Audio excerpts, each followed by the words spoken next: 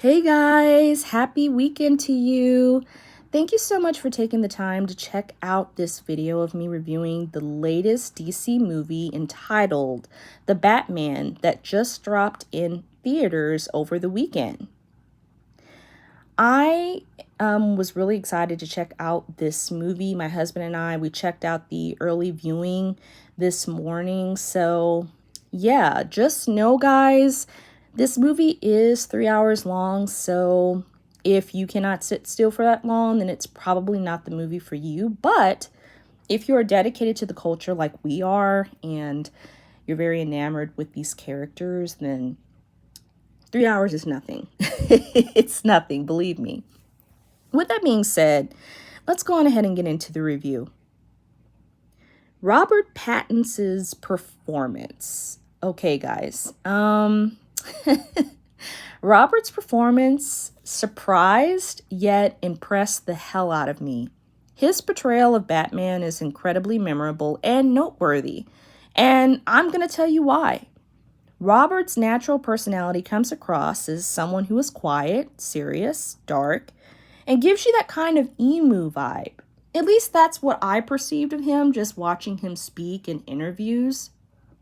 So, in relation to Batman's personality, we all know the Cape Crusader is being incredibly serious, a no-nonsense. We are going to get to the bottom of this issue, and if you get in my way, I will beat the crap out of you personality.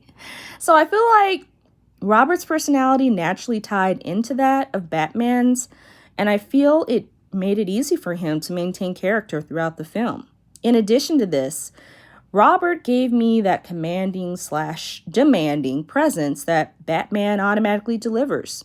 To me, Robert's portrayal of Batman is probably the most intimidating Batman to date. Dare I say that? He had me scared, and I wasn't even one of the bad guys. So, I consider Robert's performance as Batman to be forever among the list of other iconic actors who've portrayed the great detective himself. Let's discuss Batman's relationships in the film. It was really awesome to see Batman's relationships with other iconic characters such as Alfred Pennyworth, the man who practically raised Bruce and is like a father to him. The undeniable chemistry and sexual tension between him and Selina Kyle, aka Catwoman, and continuing the trusting bond he has with Commissioner Jim Gordon. Major shout out to Andy Serkis, who played Alfred, Zoe Kravitz, who played Catwoman, and Jeffrey Mitchell, who played Jim Gordon. They did a phenomenal job playing such outstanding supportive characters in this film. Let's not forget Bruce's respect for law enforcement. Even though his relationship with them is not nearly as established or as trusting as the one with Commissioner Jim Gordon, as several instances of corruption have constantly been revealed within the Gotham PD, Batman will assist the police with their investigations, even though he goes behind their backs and disturbs an entire crime scene to find that one shred of evidence. Side note, I completely forgot that Colin Farrell played the Penguin. Was I the only one that thought that? But it was also nice to see the interaction between the Bat and the classic crime mob king. Number 3, the action. OMG, man, guys, the fighting sequences in this movie is probably one of the best I've seen in a really long time. So much punching, kicking, and flipping to go around. It's always a delight to see Batman whoop the ass of 20 men. But it's refreshing to see the Batman as a man, not a machine in this movie, contrary to his counterpart, Superman. It's kind of underwhelming anytime writers make a character that is untouchable, but it's always cool to see Batman hold his own. Also, shout out to the stuntmen. Oh my God, you guys knocked it out of the park. Oh, and wait until you get a load of the Batmobile. Just saying. Also, major props to Robert Pattinson for really getting into shape to play off this role. You could tell a major difference in his average physique. Let's talk about Gotham. In previous installments of Batman movies, you may notice that they portray the city of Gotham as, quote, cartoony, or just a little too dark.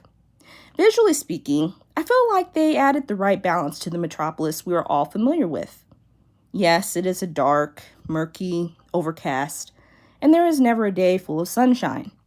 They delivered when it came to setting the mood for what this place is known for, which is an incredibly oppressed city full of crime, overtaken by powerful people up to no good, and a city that is under constant threat. My overall impressions of the movie. In closing, I rate this film an easy 9 out of 10.